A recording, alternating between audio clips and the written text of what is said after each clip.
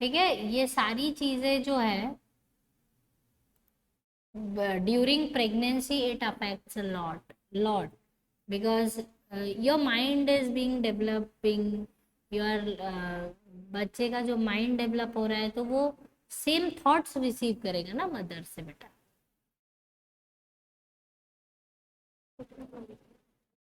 ठीक है, everything will be आप जब अभी जैसे एज अ मेडिकल स्टूडेंट अगर आप ये स्पेस देखोगे अगर समझ में आएगा। Just bring any of the pregnant lady in a room और आप सिर्फ एक म्यूजिक टेस्टिंग कर लेना अगर आप डॉक्टर्स बनते हो इन फ्यूचर तो एक चीज करना, a lady should be brought in one room और उसको आप इतना अच्छा गाना सुनाओ कि वो खुश हो जाए।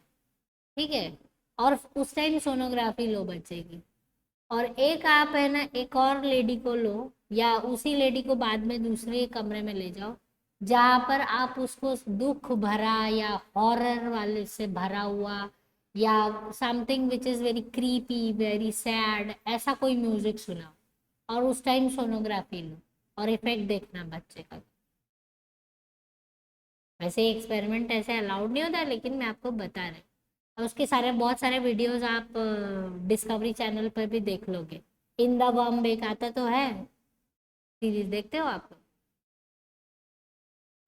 एक वो आता है, कई सारी चीजें आती है। आप यूट्यूब पे डालोगे ना ये सब चीजें तो भी आपको देखने को मिल जाएगा। Effect of music, effect of light, effect of sounds, even familiar sounds.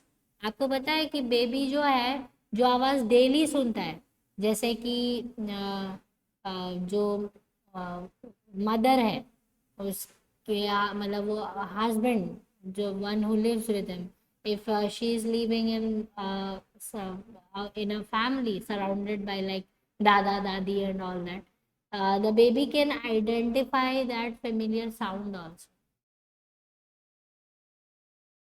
Okay, they know the touch also, पता है? In the worm only, if mother keeps the hand on the worm, it identifies the touch of mom. मम्मा का touch पहचानता है बच्चा। It will start rubbing his head on that direction where mother is keeping the hand. And if somebody doesn't likes and if somebody pressurizes the hand a bit, it will just kick that hand very hard. हाँ, kick भी कर देगा अगर थोड़ा ज़्यादा push करोगे। Understood? And that's a very the thing is it's like studying the whole universe, reading all these things. It's like because you are reading understanding the formation of life better, so life is not that much easy. See, this is parturition, that means delivery. This is how being, this is the normal delivery है। ये एक normal delivery का picture है कि baby कैसे बाहर push out होता है। ठीक है, so when the time comes that now the duration of the baby is over inside the womb, then दो हार्मोन्स बहुत तेजी से बहुत ज़्यादा डेवलप मतलब रिलीज होंगे। एक होगा ऑक्सीटोसिन जो बहुत ज़्यादा सेक्रीट होगा और वो यूट्राइन मसल्स को जो है वो कॉन्ट्रैक्ट करने पर फोर्स करेगा। तो यूट्राइन मसल्स जो वॉल्स हैं वो तेज़ी से कॉन्ट्रैक्ट करना शुरू करेंगे। एंड प्रोस्टेग्लैंडिन्स, प्रोस्टेग्लैंडिन्स जो है वो प्लेसेंटा के थ्रू रिलीज होते हैं। ठीक है, तो प्लेसेंटा भी अब सिग्नल दे रहा है मदर्स बॉडी को कि allow me to move out, okay, so that I can move out and I can get released from this region. So that part you have to understand. So walls जो है वो क्या होगा, वो एक rhythmic contraction करना शुरू कर देती है। रिदमिक कॉन्ट्रैक्शन का मतलब क्या होता है, see this, right now the baby is like this. ठीक है, देन दीज वॉल्स वहां से कॉन्ट्रैक्शन शुरू होगा, कहीं से भी कुछ भी कॉन्ट्रैक्ट नहीं होगा। कॉन्ट्रैक्शन यहाँ से स्टार्ट होगा और धीरे धीरे आगे प्रोग्रेस होगा, यहाँ से स्टार्ट होगा धीरे धीरे, तो दोनों तरफ से प्रोग्रेस होते होते आगे के। तो this is how slowly the baby will be pushed out of the mother's body. Okay, and see this is the vertebral column mother's का। Can you see this bones? The last one, coccyx. ठीक है, तो कितना किस जगह पर present है, see how the mother is bearing your load. And the thing is, ये जब कॉन्ट्रैक्शन पार्चुरेशन स्टार्ट होता है तो ऐसा नहीं है बेटा कि अभी बस 1 मिनट में ही बेबी डिलीवर हो गया, ऐसा नहीं होता है। पार्चुरेशन पीरियड भी डिवाइडेड होता है। फर्स्ट होता है लेबर पीरियड। लेबर पीरियड में क्या होता है कि अभी ऑक्सीटोसिन पहले थोड़ा सा रिलीज होगा और सिग्नल देगा कि अब मेरा टाइम जो है बेबी को बाहर निकालने का आ चुका है। तो mother will feel a bit of the pain. ये 3 दिन पहले भी फील हो सकता है, 4 दिन पहले फील हो सकता है, 2 दिन पहले फील हो सकता है, सुबह अर्ली मॉर्निंग भी फील हो सकता है और शाम को डिलीवरी हो सकती है। ऐसा कोई फिक्स ड्यूरेशन नहीं है। 3 डेज होते हैं मैक्सिमम जब से आपको पेन फील करना शुरू कर सकते हैं। तो ऑक्सीटोसिन रिलीज होगा बहुत ही लेस माइनर अमाउंट में, और मदर को हल्का सा पेन लगेगा, और उसके बाद बहुत देर तक, मतलब कम से कम आप मान के चलो तो 8-10 घंटे तक कोई पेन नहीं हो। ठीक है, 10-12-13 घंटे तक कोई पेन नहीं हो। फिर वापस से ऑक्सीटोसिन रिलीज हो, इस बार थोड़ा ज़्यादा होगा, पेन थोड़ा ज़्यादा होगा, और पेन का ड्यूरेशन भी थोड़ा ज़्यादा होगा। ठीक है, पहले जैसे सपोज 30 सेकेंड के लिए पेन हुआ, अब 1 मिनट के लिए होगा, 1.5 मिनट के लिए होगा। ठीक है, पर पेन थोड़ा स्ट्रांग हो जाएगा। तो धीरे धीरे क्या होता है कि पेन जो है वो स्ट्रांग होते जाएगा, उसका ड्यूरेशन भी ज़्यादा होते जाएगा, और जो इंटरवल है दो पेन के बीच में वो धीरे धीरे कम हो जाते हैं। ठीक है, तो जैसे फर्स्ट और सेकंड पेन के बीच में सपोज 10 to 12 आवर्स का डिफरेंस है, अब सेकंड टू थर्ड पेन के बीच में हो सकता है 6 आवर्स का डिफरेंस हो। उसके बाद होगा 4 आवर्स, 2 आवर्स, 1 आवर, हर 1 घंटे में पेन आना शुरू हो जाएगा। फिर हर हाफ एन आवर में, हर 15 मिनट्स में, फिर हर 10 मिनट्स में पेन आएगा। और उसके बाद 10 मिनट्स के बाद जब कंटिन्यूअस पेन आएगा, that time the mother will leave the, फिर she can't bear the baby, and see this is how she will be releasing it out। see this, you see, देखो यूरिनरी ब्लैडर है, pubic bone है, आगे वाला जो join होता है, and this from this this is the vagina. ठीक है, cervix opening, and this is the rectum of female mother's body. So through this area opening the baby has to come out। can you see the opening size, और baby का head देखो, so that much muscles को जो इतना सारा wide open होना पड़ेगा baby के हेड को बाहर आने देने के लिए। सी दिस, जब बेबी हेड आ जाएगा बाहर तो पूरा बॉडी अपने आप रिलीज आउट हो जाएगा। सी this is how the things will be again regaining its position। understood this part? ये अम्बिलिकल कॉर्ड पीछे पीछे आ रहा है बाहर, बेबी रिलीज हो गया है, अम्बिलिकल कॉर्ड, ये अम्बिलिकल कॉर्ड है और ये प्लेसेंटा रीजन है। तो ये सब के सब जो है वो पूरा बेबी के साथ बाहर आ जाए। Is this part is clear to you?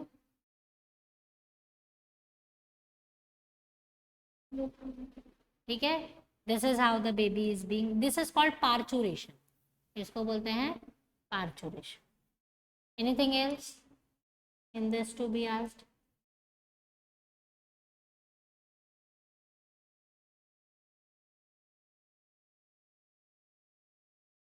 Anything else बेटा? ठीक है, ये प्रोसेस समझ में आया ना? Pain, how the pain will increase and the duration of the pain will increase.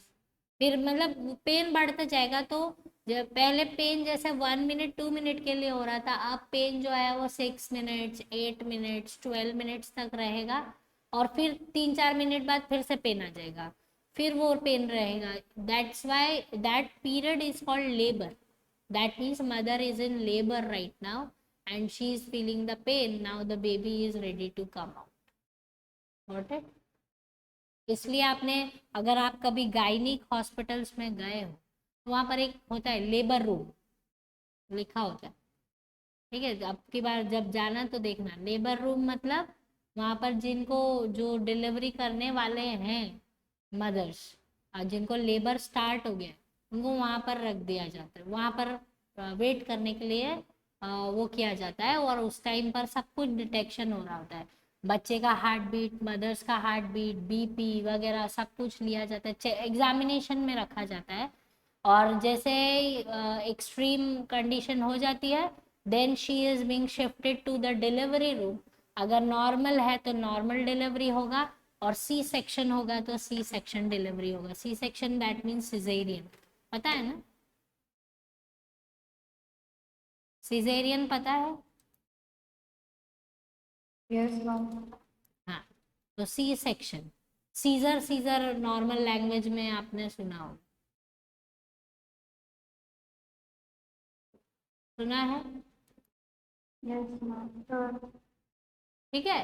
तो जब सी सेक्शन होता है, तो सी सेक्शन में डिलीवरी जो है वो इस तरीके से होता है। Let me show it to you so that you can have a better view regarding that.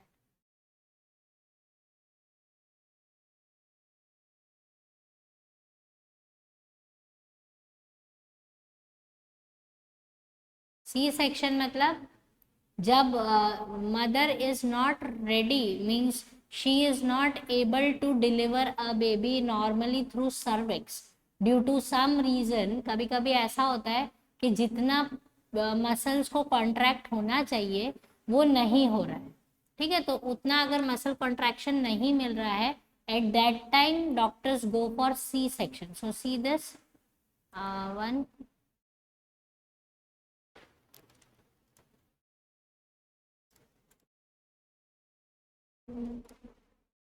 Can you see this? यहाँ पर सर्विक्स को कोई डिस्टरबेंस नहीं किया जा रहा है। आपको बेली के पास से टिश्यूज को कट किया जाता है, और उसके बाद बेबी को डॉक्टर्स जो है वो बाहर पुश पुल कर लेते हैं। Can you see this difference? Here from the cervix baby is coming out. Here it is coming out like this. And you know how many layers has to be chopped? I think 7 to 8 layers. Better आप MBBS पढ़ोगे तब आपको ज़्यादा अच्छे से पता चलेगा. But till what I know is 7 to 8 layers जो है वो ओपन करनी पड़ती है बेबी को मदर्स की बॉडी में से बाहर निकाल। Can you see this picture? Now the C-section is clear to you. Yes ma'am. So there will be a scar on mother's body after the C-section. ठीक है, C-section is definitely not a good option. ऐसा मतलब mother feel little bit more. Normal delivery में pain उस delivery के time ज़्यादा होता है, but after that mother is quite normal. But after C section she has to take a proper care because healing of tissues वगैरह बहुत necessity होती है। So that part has to be done, and थोड़ा सा mother को care लेना पड़ता है, इन्फेक्शंस वगैरह से बचना पड़ता है थोड़ा सा। So normal delivery is much better accordingly. So that part you have, but nowadays everything is fine, lot of technology is there. Okay, so then after once the baby is out, then the baby has to be provided with the lactation. So the breast is being developed, breast बहुत अच्छे से develop हो जाती है mothers की, and these are all the fatty tissues. See this, ये सब fat tissues हैं। ठीक है, and these are muscles which are being developed, blood vessels की सप्लाई होती है, and after that the mammary glands, mammary ducts are there, and they will supply a newly formed mother's milk. और जो first milk होता है mother's का, उसको बोलते हैं, जो बेबी को पहली बार मिलता है बेबी के डिलीवरी के 4 to 5 आवर्स में ही, ठीक है, वो मिल जाता है कोलोस्ट्रॉम। कोलोस्ट्रॉम थोड़ा सा येलोइश मिल्क होता है शुरू में, बेबी के लिए हाईली नरिश जो न्यूट्रिशियस होता है, and if the baby is having this, तो बेबी को डिजीजेस से बहुत अच्छी प्रोटेक्शन मिलती है, क्योंकि it is full of antibodies, full of lot many antitoxic agents and all that. Mother's milk is blessing for the baby at that time. मतलब बच्चे को जितनी भी प्रोटेक्शन अभी तक वम में मिल रही थी अब वो मदर्स मिल्क से मिलती है, और उसको फर्स्ट मिल्क पिलाना इज कंपलसरी। बहुत सारे ऑर्थोडॉक्सल उससे ऐसा बोला जाता है गाँव जैसे, तो पहला मिल्क जो होता है वो ड्रेन करवा दिया जाता है मदर से, बोलते हैं कि उसको हटाओ, वो नहीं पिलाना है क्योंकि येलोइश है। But that's a wrong idea, that has to be provided. और बेसिकली ऐसा होता है कि जैसे ही बेबी मदर्स बॉडी से बाहर आता है तो skin touch with the mother body is being needed. तो मदर की बॉडी पे बेबी को दे दिया जाता है, and at the same time उसको, बेबी को अभी मिल्क फीड लेना नहीं आता है, लेकिन the same time the nipple of the breast has to be given in the mouth of a baby, so that वो जो अगर किसी किसी लेडीज में बहुत जल्दी से मिल्क आना शुरू हो जाता है विद इन 1-2 आवर्स में, किसी किसी में 5-6 आवर्स लगते हैं, किसी को 24 आवर्स भी लग जाते हैं। ठीक है, तो but that has to be provided so that emotional contact between the baby and the mother is being established, and that leads to a strong mental development of a baby. Understood this part?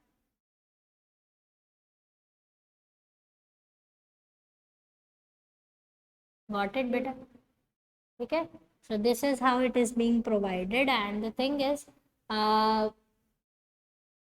still 6 months after the birth, till 6 months baby को water भी नहीं देना चाहिए। No, only it depends on the mother milk. Baby का पानी, baby का खाना और बेबी का सब कुछ सिर्फ और सिर्फ मदर मिल्क से ही कंप्लीट होता है। Till 6 months nothing has to be give. After 6 months slowly according to the doctor the diet is being given to the baby, but till 6 months everything. जब प्यास लगेगी तब भी वो दूध ही पिएगा, और जब भूख लगेगी तब भी वो दूध ही पिएगा baby. Understood this part? That's why during lactation mothers को हाई प्रोटीन डाइट लेना चाहिए, जितना ज़्यादा हो उतने ज़्यादा लिक्विड्स लेने चाहिए, सो दैट मिल्क फॉर्मेशन ज़्यादा से ज़्यादा हो और हेल्दी मिल्क फॉर्मेशन हो जो बेबी का पेट को भर सके। Understood this part?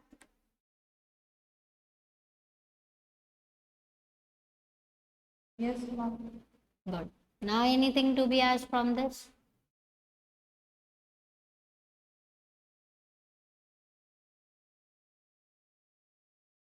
इस तरीके की मेमोरी, जो मेमोरी ग्लैंड का डेवलपमेंट है विद द मेमोरी डक्ट्स, ये सिर्फ और सिर्फ जब प्रेगनेंसी रिसीव करती है लेडी, तभी उसका ये डेवलपमेंट, मेमोरी डक्ट्स का डेवलपमेंट और ये एक्स्ट्रा फैटी मसल्स का डेवलपमेंट होगा, क्योंकि ब्रेस्ट साइज इंक्रीज हो जाता है during pregnancy, and if baby takes the feed तो breast size will be like that. और ये मेमोरी डक्ट्स जो है वो अगर बेबी कंटिन्यूसली फीड लेता है तो 5 years 6 years तक अगर बेबी फीड लेता है तब तक वो एक्टिव ही रहेंगे। ठीक है, बिकॉज अगर मदर का डाइट हेल्दी है then she can feed the baby till 5-6 years। हाँ, कंप्लीट डाइट नहीं होगा क्योंकि baby can not have the fulfilment of that tummy, but definitely एक एक्स्ट्रा इसको नरिशमेंट प्रोवाइड करती है। Understood this part?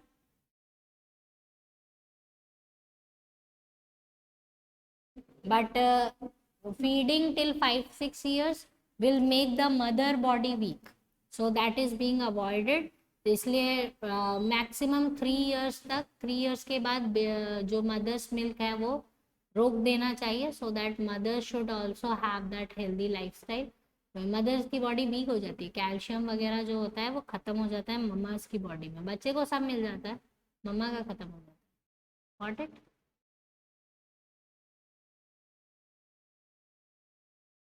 Yes, ma'am. Good. So read the chapter thoroughly.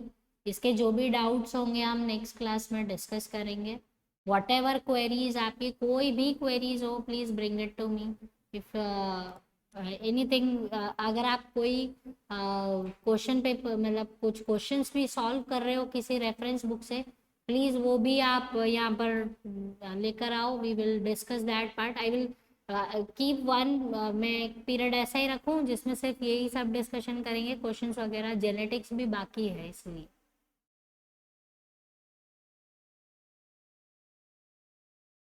आप एक बार ऐसा करो, what I will give you the chapter, you prepare that. आपके जो भी क्वेरीज है, क्वेश्चंस है, अभी फिलहाल आज हमने ये जैसे कंप्लीट किया है. रीड इट थारली. आप इसके रिलेटेड जो भी क्वेश्चंस हैं वो भी सॉल्व करना. नेक्स्ट क्लास में हम वो सारी चीज़ें सॉल्व कर लेंगे. ठीक है, डिस्कस कर लेंगे सब. Got it? Yes, ma'am. Okay. So have a good night. We will meet in the next class. Thank you, ma'am. Thank you, ma'am. Okay.